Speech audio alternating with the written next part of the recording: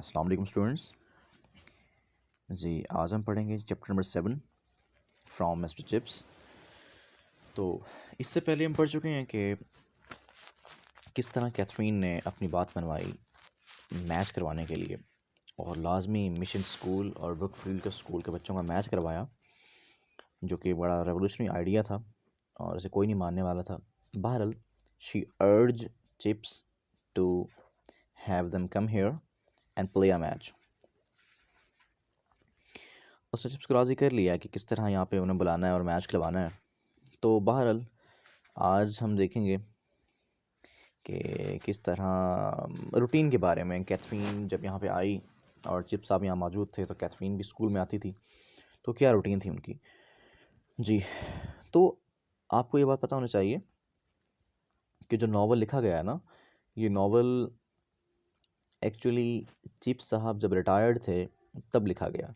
यानी chips retired हो चुका था, ठीक है, और चिप्स मिसेस विकेट के घर पे मौजूद था, अपनी रिटायरमेंट की लाइफ स्पेंड कर रहा था, और फिर वो यानी रिटायर्ड भी है और वो अपने माजी को याद कर रहा है, ठीक है। यानी ये नावल आपके प्रेजेंट से आपके पास्ट में जा रहा है, यानी आप मौजूद हैं प्रेजेंट में। मिस्टर चिप्स जो है रिटायर्ड था, ठीक है, अपनी लाइफ को रिटायरमेंट को स्पेंड कर रहा था, ठीक है, और वो अपने माजी में जाके सारी बातों को रिकॉल करके, सारी बातों को याद करके वो नावल लिखा जा रहा था, ठीक है जी। तो अब फिर देखिएगा, and so it stood a warm and vivid patch in his life, casting a radiance that glowed in 1,000 recollections। तो वो जो कैथरीन की यादें थी ना, वो कहते हैं एंड सो इट स्टूड, और जो उसकी याद थी वो स्टूड खड़ी रही, मौजूद रही, a warm and vivid patch in his life, उसकी ज़िंदगी में एक वार्म, एक बड़ा गदाज सा, नरम सा, एंड विविड और क्लियर, वाजे, रोशन, ब्राइट, रेडियंट, शाइनिंग, ठीक है। पैच मीन टुकड़ा। तो जी वो उसकी यादें जो थी ना, वो चिप्स की ज़िंदगी में बड़े शफाफ और गदाज टुकड़े की मानद मौजूद थी, casting a radiance that glowed in 1,000 recollection, जो कि एक रोशनी डालती थी, कास्टिंग अ रेडियंस, जो कि रोशनी डालती थी, दैट ग्लोड इन 1,000 रिकलेक्शन, और जिसकी वजह से यानी जिसके बायस हज़ारों नई यादें रोशन हो जाती। 1,000 रिकलेक्शन, 1,000 मीन हज़ारों, रिकलेक्शन बोलते हैं यादों को, memories.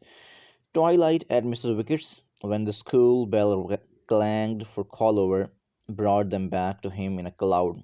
अब देखिए, अब चिप्स साहब अपने घर मौजूद हैं, ठीक है, तो वो कहते हैं कि ब्रुकफील्ड की हर घंटी के साथ वो यादें आ जाती। Twilight eight Mrs wickets, Mrs wicket के घर में जब ट्वाइलाइट होती, जब शाम का अंधेरा छा जाता, when the school bell clanged for call over, और जब स्कूल की घंटी कॉल ओवर, हाज़िरी के लिए क्लैंग्ड, रैंग्ड बजती, रिजाउंड बजती, और स्कूल की घंटी जब हाज़िरी के लिए बजती, brought them back to him in a cloud, तो कैथरीन की यादों को, जो कैथरीन की यादें हैं, यानी वो ट्वाइलाइट, वो शाम का होना, वो घंटी ब्रुकफील्ड में हाज़िरी की घंटी जो थी, वो कैथरीन की यादों को एक क्लाउड की फॉर्म में चिप्स के पास ले आती। यानी वो ऐसा होता है ना, नॉर्मली कुछ चीज़ें जो है, कुछ वाक़यात ऐसे होते हैं जो एक बंदा बार बार रिकॉल कर सकता है कुछ ख़ास अलामात की बुनियाद पे, ठीक है। तो जैसे ही मतलब ब्रुकफील्ड में घंटी बजती, तो उस घंटी के साथ ही, उस घंटी के साथ ऐसी बहुत सी यादें मुंसलिक थीं, ठीक है, जो लौट आती। कैथरीन स्कैम्परिंग, अब वो याद क्या कर रहा है जी, याद कर रहा है कि Catherine स्कैम्परिंग along the stone corridor, laughing beside him at some holler in an essay he was mocking। तो वो याद करता है कि कैथरीन जो है ना, कि पत्थर की राहदारी में या पथरीली राहदारी में दौड़ती हुई आ रही है। स्कैम्परिंग मीन दौड़ती हुई, स्कैम्पर दौड़ना, रश, डैश, रन, दौड़ती हुई आ रही है, laughing beside him at some holler in an essay he was mocking, और जब वो कोई ऐसे मार कर रहा होता तो ये याद करता, यानी वो चिप्स याद कर रहा है कि वो किस तरह जब वो कोई ऐसे मार कर रहा होता था और उसमें गलती होने पर, हाउलर मीन मिस्टेक, ब्लंडर, तो उस ऐसे में गलती करने पर वो कैथरीन उस पर हंसती थी। Taking a silo part in a Mozart trio for the school concert. और जब स्कूल में कॉन्सर्ट होता, मौसीकी का कोई तकरीब होती, कॉन्सर्ट होता, ठीक है, तकरीब होती मौसीकी के बारे में, तो सीलो एक आला होता है, इंस्ट्रूमेंट है, म्यूज़िकल इंस्ट्रूमेंट है, ठीक है, वायलिन की तरह। और मोजार्ट एक नाम है, म्यूज़िकल टोन का नाम है। ट्रियो बोलते हैं 3 बंदों को। तो वो जो मोजार्ट ट्रियो है ना, वो जो धुन है मोजार्ट की, उसे 3 बंदे जो है ना वो करते हैं, बजाते हैं। वो कहते हैं जी कि वो याद करता कि स्कूल के कॉन्सर्ट में मोजार्ट बजाने के लिए, मोजार्ट की धुन बजाने के लिए ट्रियो 3 बंदों में से वो हमेशा एक लाजमी होती, यानी वो 3 बंदे बजाते थे ना, तो एक वो शामिल साथ हो जाती। और सीलो पार्ट, और वो जो सीलो है, वो जो आला है, वो बजाने में हिस्सा भी लेती वो। Her creamy arm sweeping over the brown sheen of the instrument। तो चिप्स याद करता किस तरह उसके क्रीमी, मतलब क्रीम मतलब सफ़ेद, किस तरह उसके सफ़ेद बाजू जो हैं वो उस इंस्ट्रूमेंट, उस आले के, मौसीकी के आले के शीन, ब्राउन शीन, भूरी चमकदार सतह पर स्वीपिंग ओवर, फैले होते थे या फिसल रहे होते थे। She had been a good player and a fine musician. वो एक अच्छी मौसीकार भी थी, एक अच्छी म्यूजिशियन भी थी, मौसीकी बजाने वाली। प्लेयर मतलब मौसीकी बजाने वाला, म्यूजिशियन या मतलब जो मौसीकी को जानता हो। And Catherine furred and muffed for the December house matches. और जब दिसंबर में स्कूल के अंदर या स्कूल के अपने मैचेस होते ना, ठीक है, तो कैथरीन फर्ड एंड मफ्ड। तो कैथरीन फर बोलते हैं मोटा लिबास को बोलते हैं जो खाल का बना होता है। तो कैथरीन वो मोटा लिबास पहनती, एंड मफ्ड और ग्लव्स पहनती, Katherine at the garden party. और फिर वो चिप्स याद कर रही, सारी बातें चिप्स रिकॉल कर रहा है। मैं फिर आपको ये रिवाइज़ करा दूं कि इनकी शादी हुई 1896 में, ठीक है। और जब चिप्स वेस्टडेल गया हुआ था, ठीक है, और इसके बाद यानी लेक डिस्ट्रिक्ट वेस्टडेल, वहाँ पे एक फार्म था, वहाँ गया हुआ था अपने फ्रेंड राउडन के साथ। और इसके बाद इनकी शादी हुई उस साल, और 1898, ठीक है, 1898 में, यानी 1898 में कैथरीन की डेथ हो गई। और फिर अब चिप्स काम करता रहा वहाँ पे 1918, यानी 1918 में, 1898 में उसकी डेथ हुई, 1918 में ये रिटायर्ड हुआ। रिटायरमेंट के बाद फिर ये वहाँ पे मिसेस विकेट के घर पे रहता रहा, ठीक है। और ये सब कुछ जो आप सोच देख पढ़ रहे हैं ना, ये सारा वो याद करता रहा, मतलब वो यादें, वो सारा काम जो करना, यानी ब्रुकफील्ड के बॉयज़ से मिलना, सब कुछ याद करना, ठीक हो गया जी। तो नावल पढ़ना वगैरह वगैरह, तो ये सारे उसके उसी के काम थे ये रिटायरमेंट के बाद। और फिर 1933 में उसकी डेथ हुई, ठीक हो गया। तो ये सारा जो अरसा है वो रिटायर रहा, वो सब कुछ सोचता रहा, ये कुछ तो वो सोच रहा है वहाँ पे पड़ा हुआ अब भी। तो हम जो है, ये जो नावला है, हम इसके बारे में कैसे जान रहे हैं, हमें यानी इल्म कैसे हो रहा है जी, ये चिप्स की यादों के ज़रिए। चिप्स याद कर रहा है सब कुछ, ठीक है, और हम सब जो है वो जान रहे हैं उसके बारे में। Okay, and Katherine at the garden party that followed speech day prize giving. तो तकारीर के दिन, स्पीच डे, तकारीर के दिन जब प्राइज़ दिए जाते, तो उसके बाद जब स्कूल में गार्डन पार्टी होती, बाग में एक पार्टी मुनक़िद होती, Katherine tendering her advice in a little problem that arose. तो कैथरीन क्या करती थी, टेंडरिंग हर एडवाइस, अपनी नसीहत पेश करती, अपना मशवरा पेश करती, in any little problem that arose. तो वो जो छोटा सा मसला उभरता, अराइजन, तो कैथरीन हर छोटे मसले पर जो उभरता वहाँ पे अपना मशवरा पेश करती। गुड एडवाइस टू, वो मशवरा अच्छा भी होता, which he did not always take, जिसे वो हमेशा कबूल ना करता, but which always influenced him, लेकिन उसका असर उस पर लाजमी होता।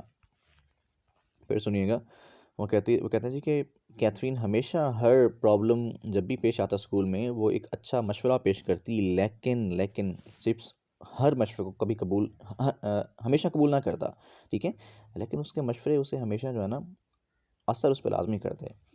अब सुनिएगा, Chips dear, I'd let them off if I were you. वो कहती थी वो चिप्स डेयर प्यारे, आइड यानी I would, let them off मैं उन्हें जाने देती, लेट ऑफ बोलते हैं छोड़ देना, आज़ाद कर देना। इफ़ आई वर यू अगर तुम्हारी जगह मैं होती तो इनको मैं छोड़ देती। After all it's nothing very serious ये कोई इतनी बड़ी बात नहीं है। वो कहता I know I'd like to let them off वो कहते मैं जानता हूँ मैं भी इन्हें छोड़ देता, but if I do I am afraid they will do it again मुझे डर है कि अगर मैं इनको छोड़ दूँ, इफ़ आई डू यानी if I let them of अगर इन्हें मैं छोड़ दूँ, they will do it again वो इसे दोबारा करेंगे।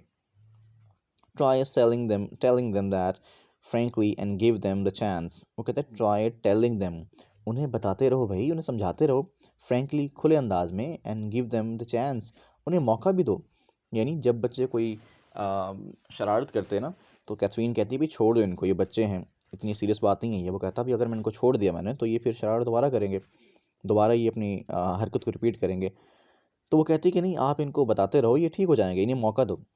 कहते उसने कहा आई माइट ठीक है शायद मैं ऐसा कर दूँ। And there were other things occasionally that were serious और बाज़ात अकेजनली मतलब इनफ्रीक्वेंटली कभी कभार, शाज़ व नाज़िर सेल्डम कभी कभी ऐसी चीज़ें भी होती थी जो बहुत सीरियस होती थी। You know, Chips, having all these hundred of boys cooped up here is really an unnatural arrangement.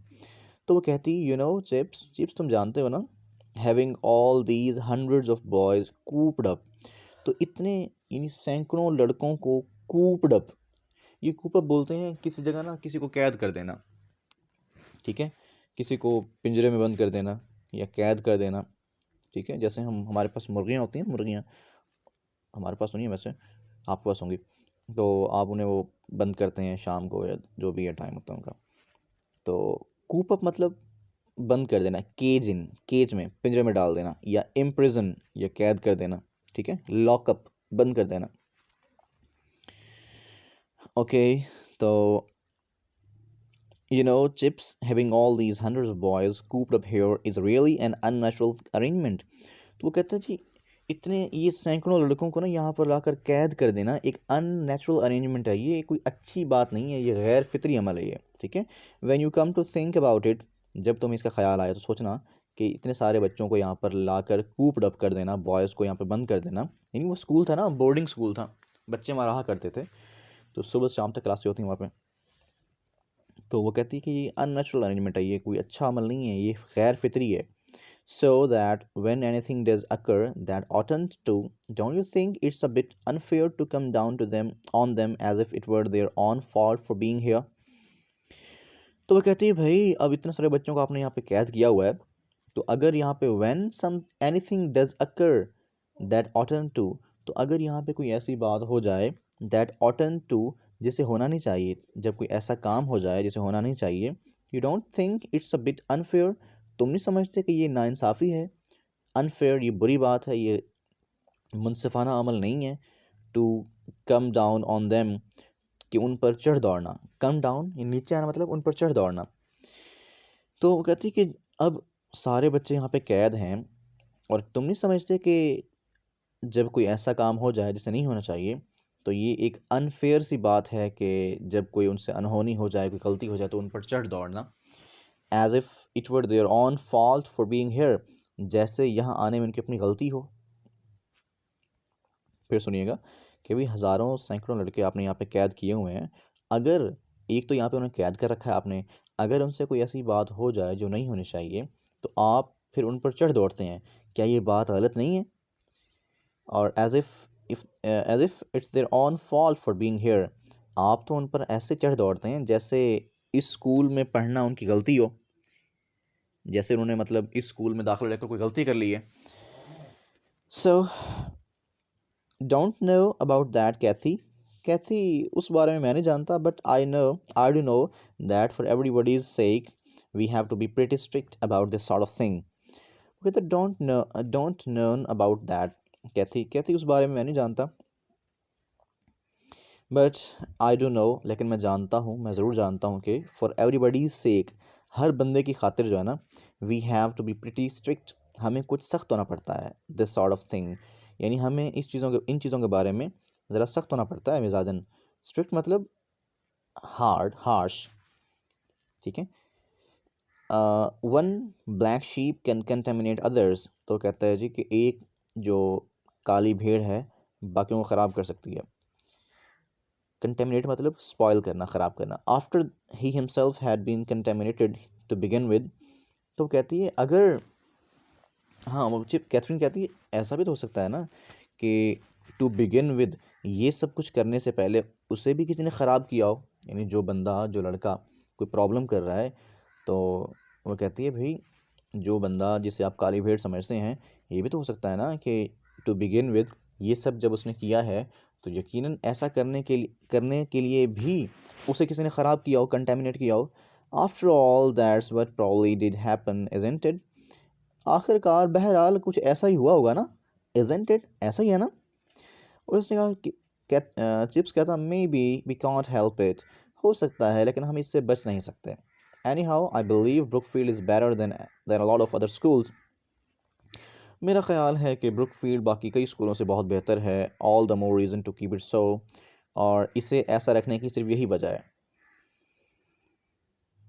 But this boy Chips you are going to sack him, लेकिन चिप्स ये लड़का, this boy you are going to sack him, तुम तो इसको निकालने वाले हो। Sac मतलब डिस्चार्ज कर देना, निकाल देना, डिसमिस कर देना।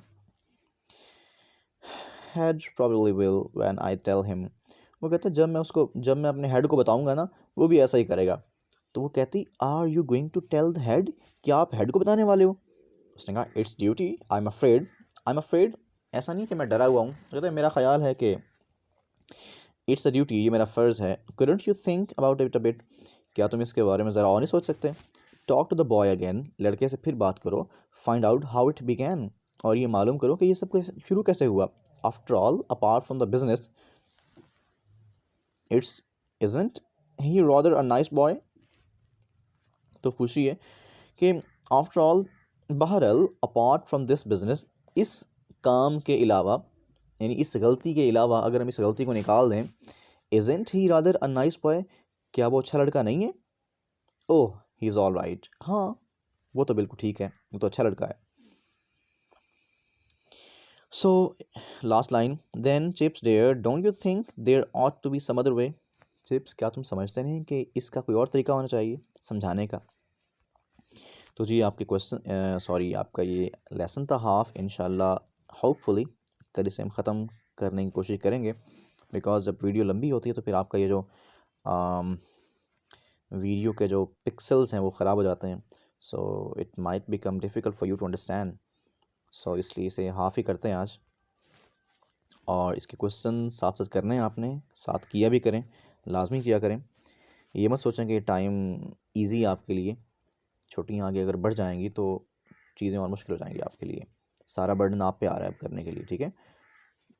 तो ऐसा नहीं है कि कोई आपसे टेस्ट ले, फॉर एग्ज़ाम्पल हम स्कूल कॉलेज में टेस्ट लिया करते थे, आपसे टेस्ट लेना, आपसे सुनना, बताना, प्रॉपरली गाइड करना। तो ये है कि अब छुट्टियाँ बढ़ रही हैं तो ये सारी जो रिस्पॉन्सिबिलिटी है ये आपके सर पे है। बस पढ़ा रहे हैं, आपने पढ़ना है उसे, ठीक है, और प्रॉपरली काम करना है।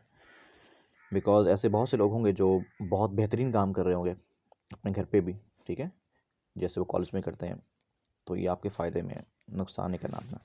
तो कुछ क्वेश्चंस मैं आपको मार्क करवा रहा हूँ इसके, ये आप लाजमी कर लीजिएगा। देखते हैं question, sorry sorry sorry sorry